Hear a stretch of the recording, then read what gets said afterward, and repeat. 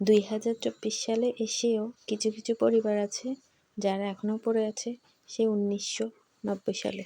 নিজের ঘরের বউকে সেই বাড়ির সব কাজ করতে হবে, ঝাড়ু, পোছা, রান্না বান্না, মানে একটা ফ্যামিলিতে যাবতীয় যত কাজ আছে সবগুলোই তার ঘরের বউকে করতে হবে। ওসব কাজ করলে তার পরিবারের মান সম্মান একদম ঠিক থাকে। যখনই সেই বউ বাইরে কাজ করতে চাইবে তখনই তাদের পরিবারের সম্মান একদম মাটিতে মিশে যাবে। এতই যখন তোদের বাড়ির সম্মানের জন্য মাথা ব্যথা, তাহলে বউকে শোকেসে সাজায় রাখলেই তো পারিস নাকি? যখন ঘরের কাজ করে তখন তো কোনো সমস্যা হয় না, তাহলে বাইরে কাজ করতে গেলে তোদের এত সমস্যা কেন?